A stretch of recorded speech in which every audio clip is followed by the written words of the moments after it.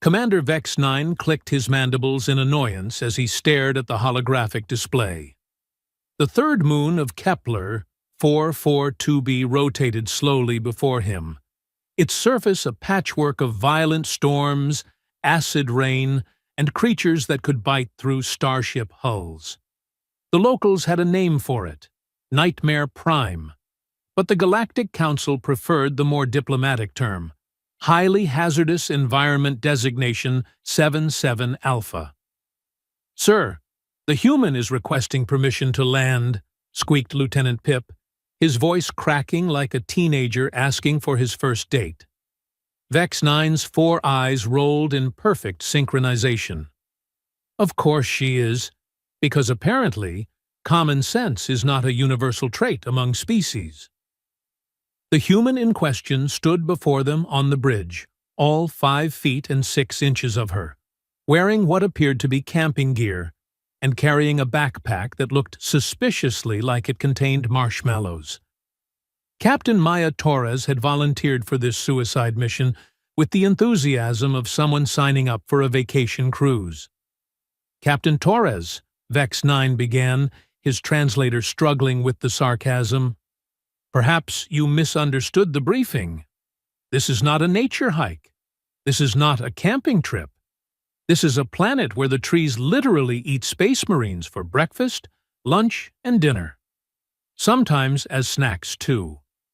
Maya grinned, and Vex 9 felt his protective carapace shiver. Human smiles were universally disturbing to most species. They showed far too many teeth. "Commander, I appreciate your concern. Really, I do. But someone needs to retrieve those geological samples, and, frankly, you guys seem a little nervous about it." "Nervous?" Lieutenant Pip's voice went up another octave. "Commander, should I tell her about the Thrakari expedition?" "Please do," Vex 9 said dryly. "Maybe she'll develop some healthy paranoia." Pip pulled up another hologram, this one showing a squad of heavily armored reptilian warriors. "The Thrakari are the toughest warriors in 3 sectors. They went down to Nightmare Prime 6 months ago. We found their ship 2 days later, orbiting the planet with nobody aboard. The only trace of the crew was a message scrawled on the hull in what we hope was just paint. They came from the trees." Maya nodded thoughtfully. "Interesting. What about the Corvin mining team?" Vex 9's antennae twitched. "Disappeared completely. We detected their distress beacon for exactly 14 minutes before it went silent. The rescue team found their equipment scattered across a crater that definitely wasn't there the day before. And the scientific expedition from the University of New Centauri? Let's just say the only thing that returned was their research drone, and it was somehow traumatized. We didn't even know artificial intelligence could develop anxiety disorders until we met that poor machine." Maya shouldered her backpack and checked her wrist device. "Well, this sounds like exactly the kind of challenge I signed up for when I joined the Terran Exploration Corps." "You signed up for certain death?" Pip asked incredulously. "I signed up for adventure, Lieutenant. Death is just an occupational hazard." Vex 9 studied the human carefully. In his 2 centuries of military service, he had encountered many species, but humans remained the most baffling. They were neither the strongest, nor the fastest, nor the smartest species in the galaxy, yet they had somehow managed to spread across dozens of star systems with the tenacity of cosmic weeds. "Captain Torres, I am required by Galactic Safety Protocol 77 Alpha to inform you that the survival rate for expeditions to this planet is 0%. Not low, not unlikely.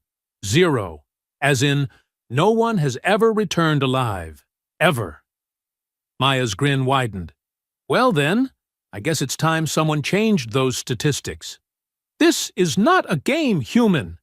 Vex 9's voice rose to a pitch that made several bridge officers cover their hearing organs.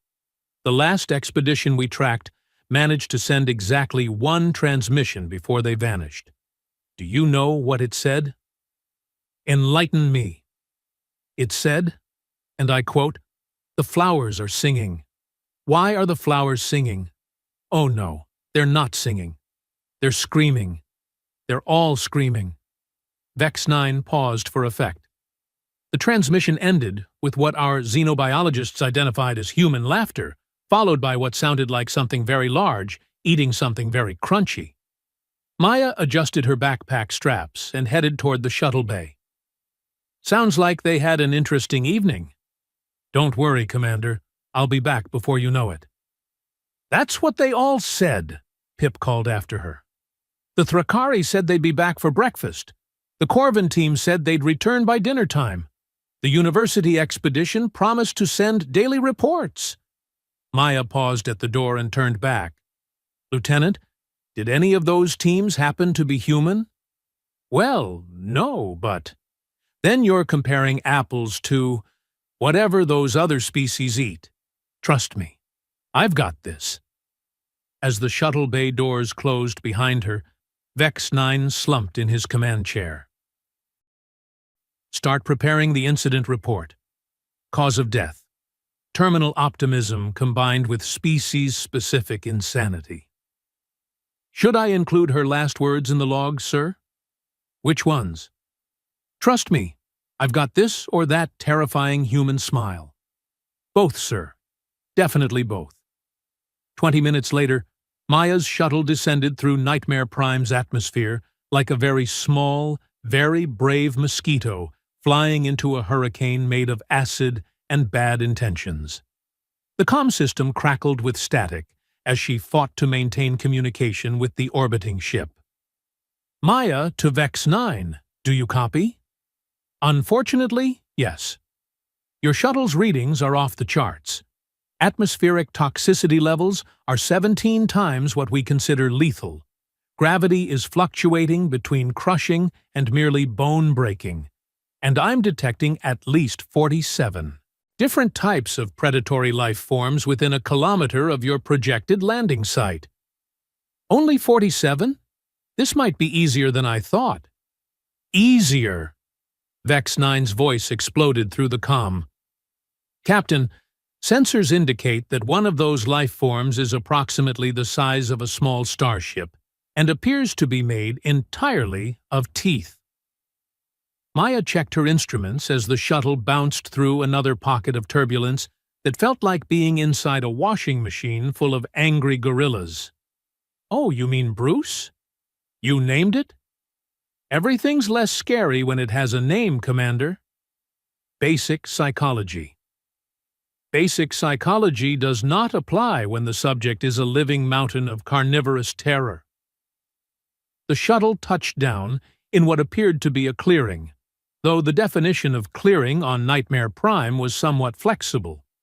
The trees surrounding the landing zone looked like they had been designed by someone who had never seen a proper tree, but had heard them described by someone having a nightmare. Maya stepped out of the shuttle and immediately felt the planet trying to kill her in at least 6 different ways. The air was thick enough to chew, the gravity made her knees complain, and something in the distance was making a sound like a fusion reactor being tortured by a choir of banshees. "Maya to orbiting ship. I'm on the ground and still breathing. The air's a bit spicy, but nothing my suit can't handle." "Spicy?" Lieutenant Pip's voice was barely audible through the static.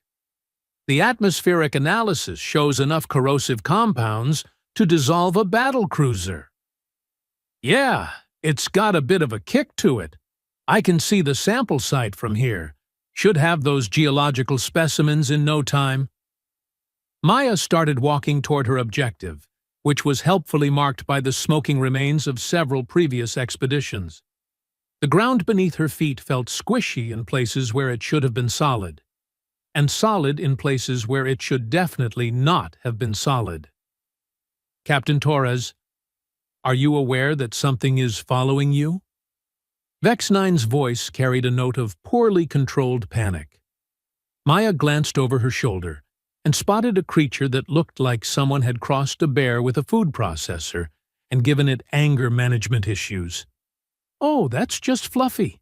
We're getting along great." "You named that thing too?" "Sure did. Look, he's wagging his, well, I'm not sure what that appendage is, but he seems friendly enough." The creature in question was indeed wagging something, though whether it was a tail, a weapon, or some kind of biological mining equipment remained unclear. What was clear was that it had entirely too many eyes, all of which were focused on Maya with the intensity of a tax auditor examining suspicious deductions. "Captain, please tell me you have some kind of weapon." Maya patted her backpack. "I've got a multi-tool, some energy bars, and a really good attitude. That's usually enough." "Oh, multi-tool?" Vex 9 sounded like he was having some kind of cardiovascular event. "Captain, that thing could eat you, your shuttle, and probably half my crew without breaking what I assume passes for a sweat." "Commander, you worry too much. Besides, look at him. He's actually kind of cute in a could devour my soul sort of way." The creature had indeed moved closer, though its definition of moving involved a form of locomotion that seemed to violate several laws of physics. It rippled rather than walked, and left behind a trail that smoked and occasionally burst into flame. "Maya, I am ordering you to return to your shuttle immediately." "Can't do that, Commander. I'm almost at the sample site, and I've got a reputation to maintain. Besides, I promised the geology department I'd bring back some rocks, and I never break a promise to scientists. They get really cranky when you do that." She reached the coordinates and found herself standing in what could generously be called a crater, though it looked more like the planet had suffered from a severe case of indigestion. The geological samples were easy to spot, mostly because they were glowing with an inner light that probably indicated some form of radioactivity that would make a nuclear physicist weep with joy. "Found the samples. They're even prettier than the photos suggested. Though I'm pretty sure they shouldn't be moving like that." "Moving?" Pip's voice had reached a frequency that was probably causing dolphins back on Earth to experience headaches. "Yeah, they're kind of pulsing, like they're breathing. It's actually quite rhythmic, very soothing."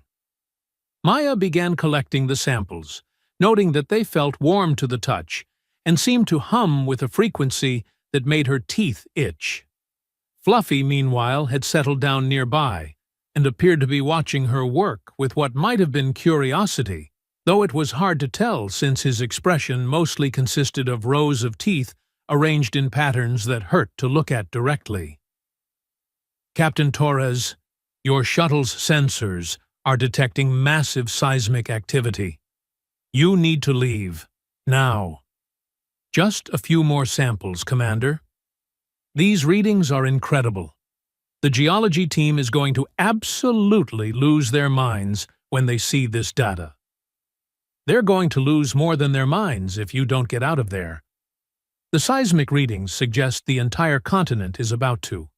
"Oh no." "Oh no, what?"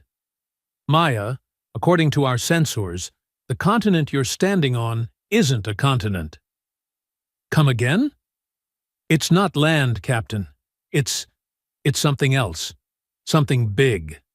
Something that's been sleeping, and I think you just woke it up."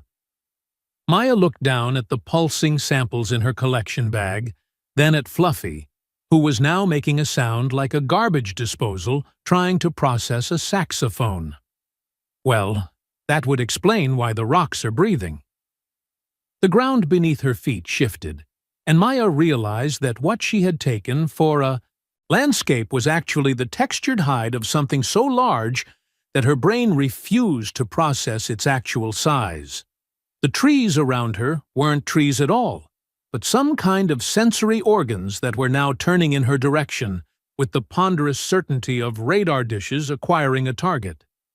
"Commander, I think I may have made a slight miscalculation." "A slight miscalculation?" Vex Nine's voice had achieved a pitch that could probably shatter crystal.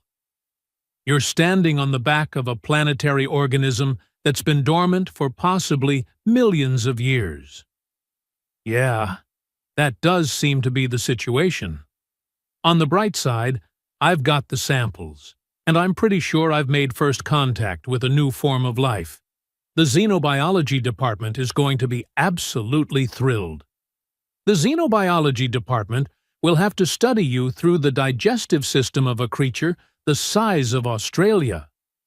Maya looked around as the landscape continued to shift and reshape itself. Fluffy was still nearby, though he seemed less like a predator now and more like some kind of symbiotic organism. The other creatures she had spotted from orbit were becoming visible as they moved across what she now realized was the surface of a living entity so vast that weather patterns formed in its breathing. "You know what, Commander? This is actually really cool. I don't think this thing means any harm. I think it's just curious." "Curious about what?" "About me, apparently. I can feel it. Thinking. It's like being examined by a mind the size of a moon. Very gentle, though. Almost polite." The massive organism beneath her feet pulsed gently, and Maya felt a presence in her mind that was alien but not unfriendly.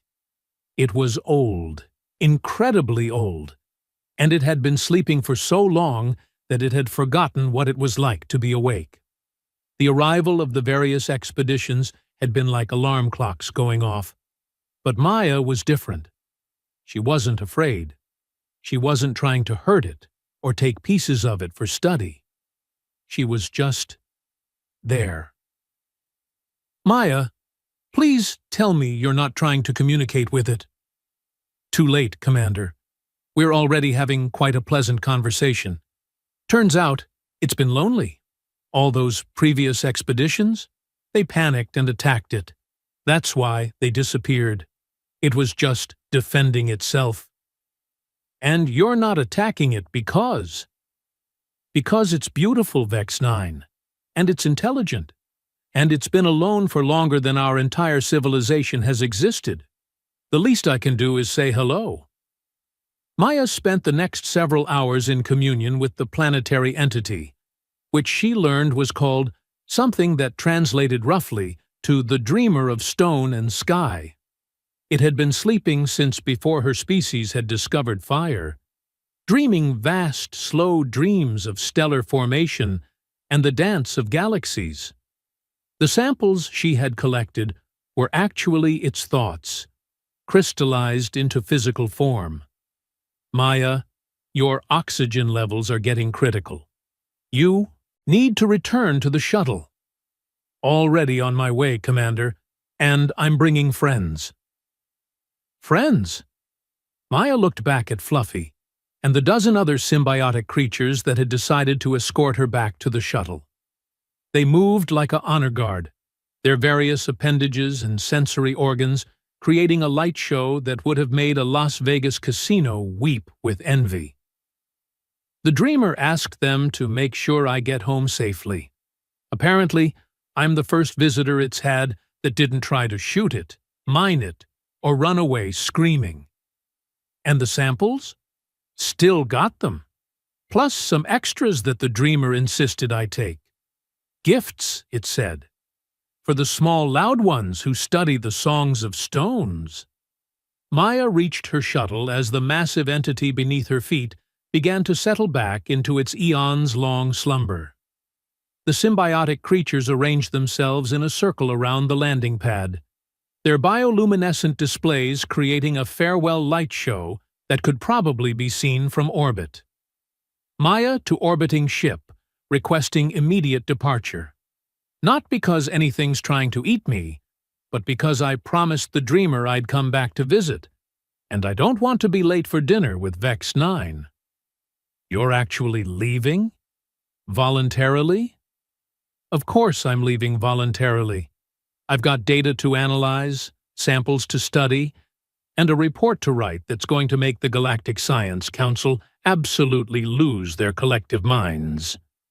As Maya's shuttle lifted off from the surface of Nightmare Prime, she looked back at the continent-sized entity that was already fading back into what appeared to be ordinary landscape.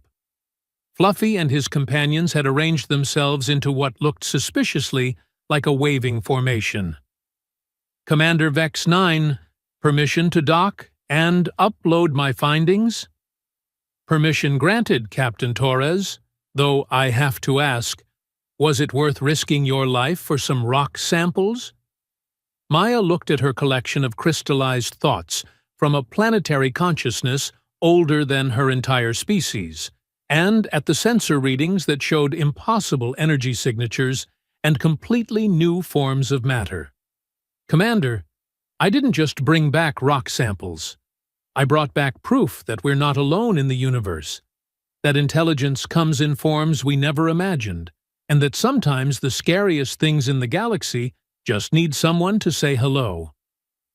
"And the previous expeditions?" "They're fine. The Dreamer kept them safe in a kind of temporal bubble. They'll be waking up confused but unharmed in about 6 hours. Apparently, it wanted to make sure they weren't permanently damaged before it figured out how to communicate with them."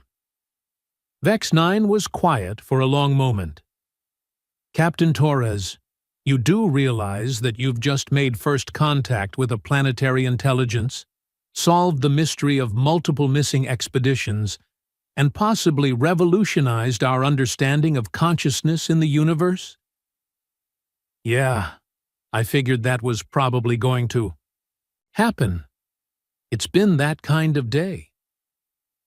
"And you did all of this with a multi-tool and a positive attitude?" Maya grinned as her shuttle settled into the docking bay of the orbiting ship.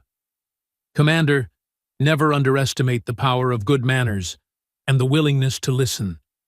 The universe is full of amazing things just waiting for someone polite enough to say hello." As she stepped out of the shuttle, carrying samples that hummed with alien music and data that would rewrite xenobiology textbooks, Maya Torres looked like any other human returning from a successful camping trip. Except for the fact that she was glowing slightly, her backpack was singing in harmonies that made mathematics visible, and she was followed by what appeared to be a small, friendly creature that looked like a cross between a puppy and a geometric proof. "Oh, that's just Junior," she said, when Lieutenant Pip pointed at the mathematical puppy. "The Dreamer thought I might get lonely on the trip back. He's house-trained and everything." Vex 9 looked at Maya, at the impossible samples, at the singing backpack, and at the creature that was somehow both adorable and a violation of three-dimensional space. "Captain Torres, I believe I need to revise my understanding of human capabilities." Maya shouldered her still-humming backpack and headed for the debriefing room. "Commander, I haven't even gotten to the good stuff yet. Wait until you see what happens when you expose these samples to starlight." Behind them, Junior the mathematical puppy wagged his tail, which created small flowers that bloomed in colors that didn't exist, and smelled like the sound of distant laughter. The debriefing room aboard the GSV Prudent Caution had seen many strange things during its service years, but nothing quite prepared it for Maya Torres sitting cross-legged on the floor, feeding what appeared to be mathematical equations to a creature that defied several fundamental laws of physics. "Junior likes the quadratic formula," Maya explained cheerfully, as the geometric puppy made happy chirping sounds that sounded like algebra being solved in real time. "Though he prefers calculus for dessert." Commander Vex 9 stared at his tactical display, which was currently showing readings that made his head hurt. According to sensors, the samples Maya had brought back were generating their own gravity fields, communicating with each other through quantum entanglement, and occasionally breaking into what the computer identified as four-part harmony. "Captain Torres," he began, his voice carefully controlled, Your preliminary report suggests that Nightmare Prime is not actually a death world, but rather a single living organism of planetary size that has been misunderstood by every expedition we've sent. That's correct, Commander. Though I'd say living doesn't quite cover it. The Dreamer exists on levels we don't even have words for yet. It thinks in geological time, dreams in stellar formations, and apparently enjoys knock-knock jokes, though its sense of humor runs toward the cosmic scale. Lieutenant Pip raised a tentative appendage. Did you say knock-knock jokes? Oh, yes. It told me one about a supernova and a black hole. The punchline took about 3 hours to deliver, but it was worth the wait. Maya grinned and scratched Junior behind what might have been ears, causing the creature to purr in frequencies that made the ship's hull resonate like a tuning fork. Dr. Kelvin Tross, the expedition's chief xenobiologist, leaned forward with the intensity of someone who had just been told Christmas came early, and brought presents that violated the laws of nature. Captain, these energy readings from your samples are unprecedented. They appear to be storing information in crystallized space-time itself. That would be the Dreamer's memories, Maya nodded. Each crystal contains about 10,000 years of experiences.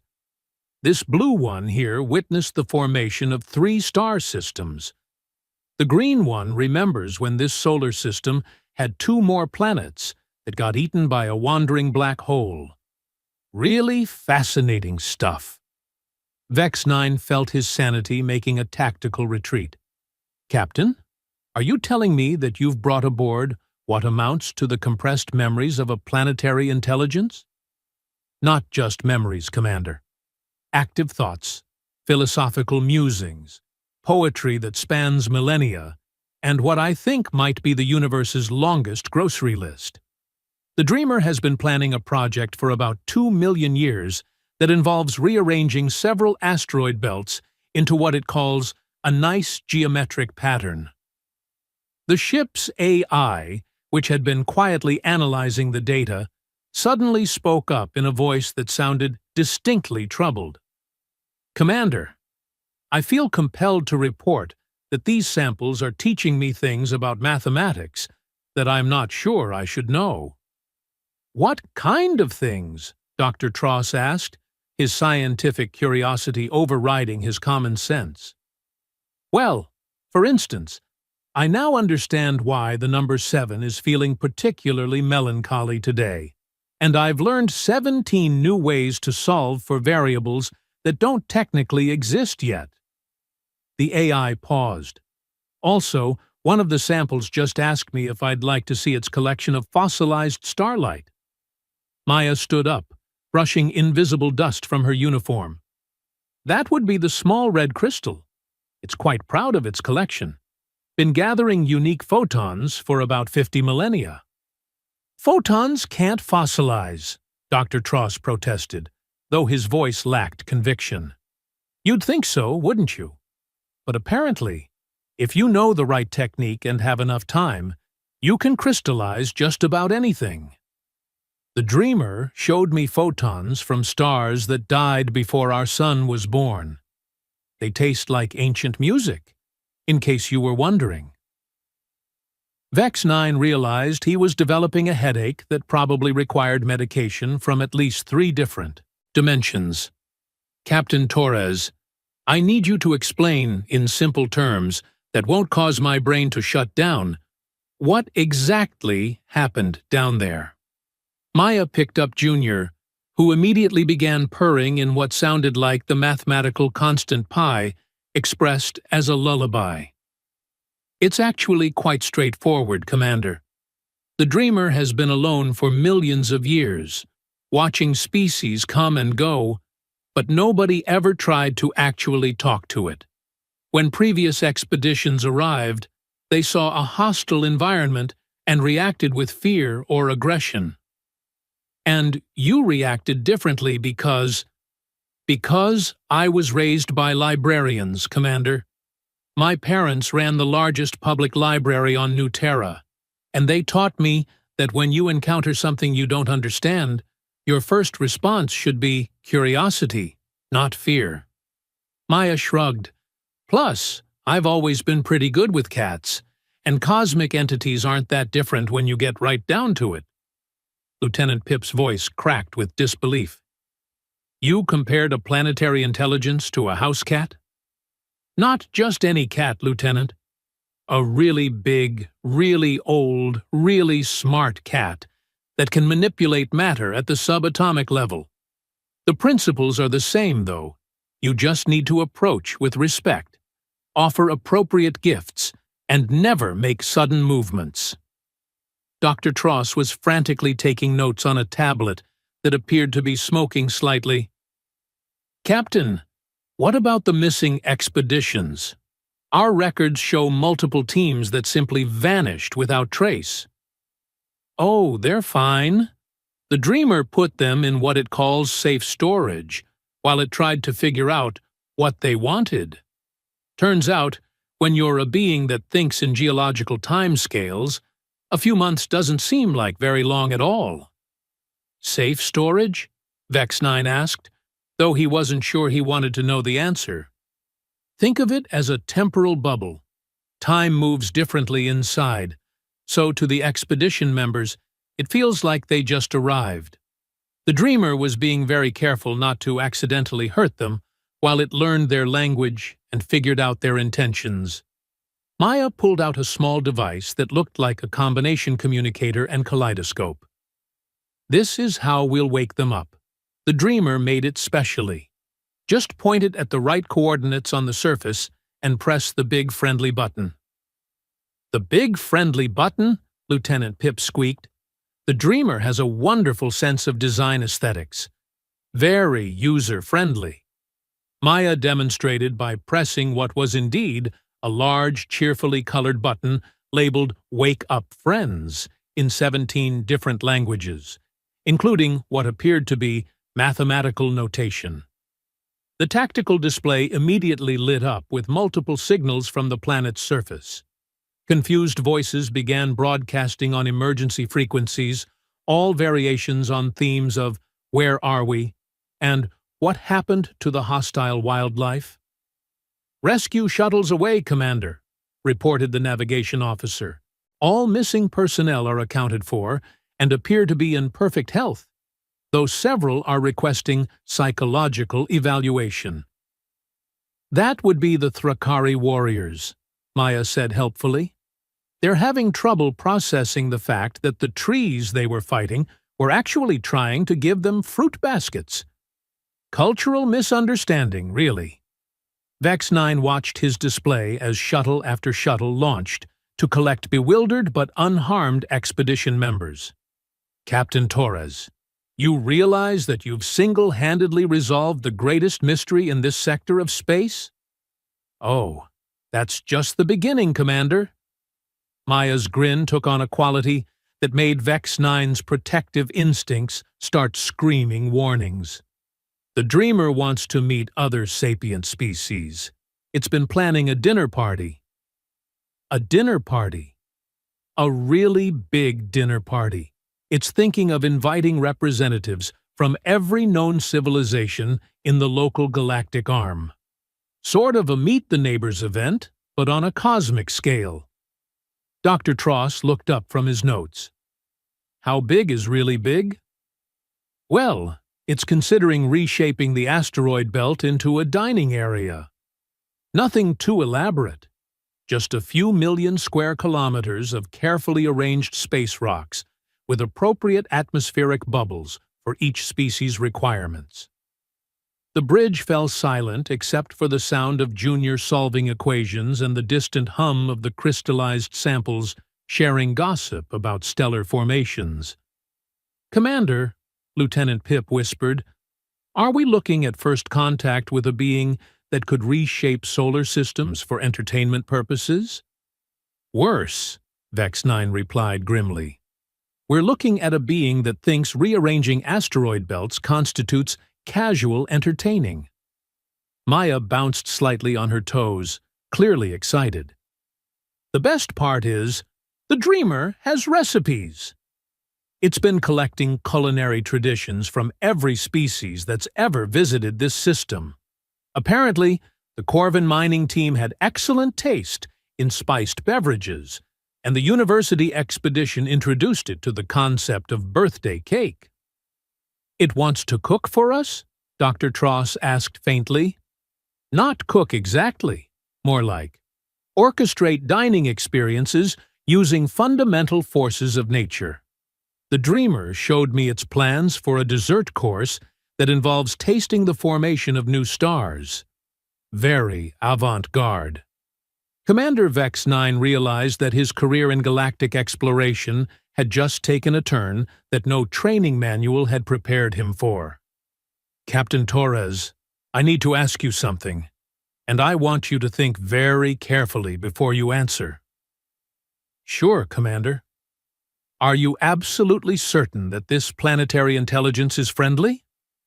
Maya looked down at Junior, who was now juggling what appeared to be small galaxies, while humming a tune that made nearby metal objects spontaneously develop artistic ambitions. "Commander, the Dreamer spent 6 hours teaching me 17 different lullabies in Tuitun, languages that haven't been spoken for 10 million years, gave me a pet that thinks mathematics is delicious, and asked me to bring cookies next time I visit because it's curious about what chocolate chip tastes like. And that makes it friendly? Commander, it could have swatted our ship like a bug the moment we entered this system. Instead, it's been patiently waiting for someone to say hello for longer than our entire species has existed. If that's not friendly, I don't know what is." The communications system crackled to life with transmissions from the rescue shuttles. The recovered expedition members were reporting extraordinary tales. Thrakari warriors who had been serenaded by carnivorous plants, Corvin miners who had been given tours of underground crystal formations that sang in perfect harmony, and university researchers who had been shown libraries of knowledge carved into continental shelves. "All teams report the same thing," the communications officer announced. "No injuries, no trauma, just confusion about the time gap and an overwhelming sense of having been cared for." Maya nodded smugly. "The Dreamer takes hospitality very seriously. It just took a while to figure out what each species considered proper guest treatment." "Captain," Dr. Tross said slowly, "what exactly did you promise this entity?" "Nothing too complicated. I said I'd help arrange formal first contact protocols, bring it some human literature so it can understand our storytelling traditions, and introduce it to the concept of pizza delivery." "Pizza delivery," Vex 9 repeated, in the tone of someone whose worldview was being systematically demolished. "The Dreamer is very interested in logistics. The idea of being able to request specific food items and have them delivered within a reasonable time frame fascinates it, though its definition of reasonable time frame involves geological epochs, so we might need to adjust expectations." Junior suddenly perked up, his mathematical ears twitching as he received what appeared to be a transmission from the planet below. He yipped once, a sound like the square root of happiness, then vanished in a shower of sparkles that smelled like cinnamon and solved calculus problems. "Where did he go?" Lieutenant Pip asked in alarm. "Back home for dinner. The Dreamer doesn't like to eat alone, and Junior's bedtime is apparently when 3 specific stars align, which happens to be in about 20 minutes. Maya walked over to the main view screen and looked down at Nightmare Prime, which no longer looked quite so nightmarish. The violent storms had calmed to gentle weather patterns. The acid rain had become something more like a cosmic sprinkler system, and the surface was beginning to show signs of deliberate, beautiful arrangement. "You know, Commander, I think we're going to need a bigger diplomatic team." "Why's that, Captain?" "Because the Dreamer just asked me if humans would be interested in a cultural exchange program. Apparently, It's been working on what it calls interpretive continental drift and wants to know if we'd like to see its latest geological sculpture. Vex 9 joined her at the view screen, watching as the planet below began to shift and reshape itself into patterns that were clearly deliberate and astoundingly beautiful. Mountain ranges flowed like brush strokes across continents, oceans rearranged themselves into geometric harmonies, and the aurora displays began spelling out what appeared to be welcome messages in 50 different languages. Captain Torres, I have one final question. Yes, Commander? When you go back down there, and I assume you will go back down there, could you possibly ask your planetary friend to warn us before it starts any major redecorating projects? Some of us have delicate constitutions. Maya laughed, the sound bright and genuinely amused. Don't worry, Commander. The Dreamer is very considerate about these things. It's already promised to give us at least a week's notice before it starts on its next big project. Which is, just a small art installation. Something about turning the local gas giant into a working model of galactic rotation. Very educational, it says. Vex 9 closed all 4 of his eyes and counted to 10 in 3 different languages. When he opened them again, Maya was still smiling, the samples were still humming, and his career in galactic exploration had officially entered territory that would require entirely new categories of incident reports. Captain Torres, he said finally, I think it's time to contact Galactic Command and inform them that first contact protocols are going to need some significant updates. Good idea, Commander. You might want to mention that we'll need bigger conference rooms. The Dreamer's idea of an appropriate delegation size involves representatives from every inhabited world in a 50 light-year radius. As Maya headed off to write her mission report, which was going to be the most extraordinary document in the history of galactic exploration, Vex 9 remained at the view screen, watching a planetary intelligence rearrange continents like a cosmic gardener pruning flower beds. Lieutenant Pip, he said quietly, remind me to update my resume. I have a feeling our next job posting is going to require qualifications that don't exist yet. Yes, sir.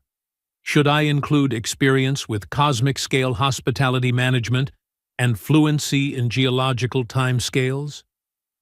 At this point, Lieutenant, I think we need to include willingness to redefine the possible and strong stomach for universal paradigm shifts. Below them, Nightmare Prime continued its transformation, becoming something beautiful and welcoming under the patient guidance of an intelligence older than mountains.